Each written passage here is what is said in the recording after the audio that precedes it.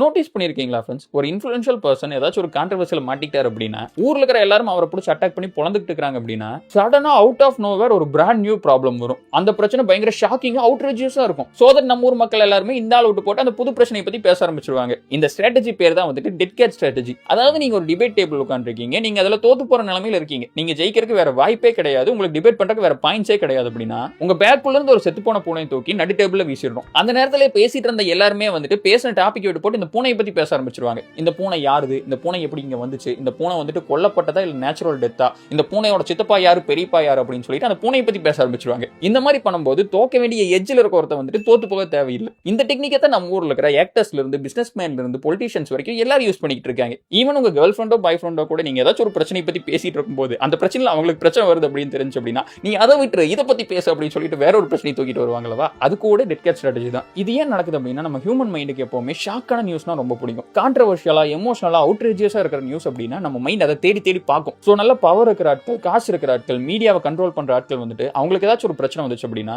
சம்மந்தமே இல்லாத புதுசா ஒரு பிரச்சனையை கிரியேட் பண்ணி விட்டுறாங்க. ஏதாச்சும் ஒரு புது பாலிசியா இருக்கலாம், இல்ல ஏதாச்சும் ஒரு சர்ப்ரைஸான அனௌன்ஸ்மெண்டா இருக்கலாம், பிக் பாஸ்ல ஏதாச்சும் ஒரு பிரச்சனையா இருக்கலாம், இந்த ஹீரோ டிவோர்ஸ் அந்த ஹீரோ டிவோர்ஸ் ஏதாச்சும் புதுசா ஒரு கதையா இருக்கலாம். சோஷியல் மீடியால கூட ஒரு பிரச்சனை போயிட்டு இருக்கும்போது வேற ஒரு பிரச்சனை பத்தி கிளப்பி விடலாம். இந்த மாதிரி நம்ம ஒரு பிரச்சனை பத்தி பேசக்கூடாது அப்படிங்கறதுக்காக சம்மந்தமே இல்லாத வேற ஒரு பிரச்சனை கிரியேட் பண்றது தான் டெட் கேட் ஸ்ட்ராட்டஜி அப்படின்னு சொல்லுவாங்க. ஸோ நெக்ஸ்ட் டைம் இந்த மாதிரி ஏதாச்சும் ஒரு மெயினான பிரச்சனை நடுவில் சம்மந்தமே இல்லாம வேற ஏதாச்சும் ஒரு பிரச்சனை ட்ரெண்ட் ஆகுது அப்படின்னா அது ஒரு செத்த பூனை அப்படின்னு சொல்லிட்டு நீங்க புரிஞ்சுக்கணும்.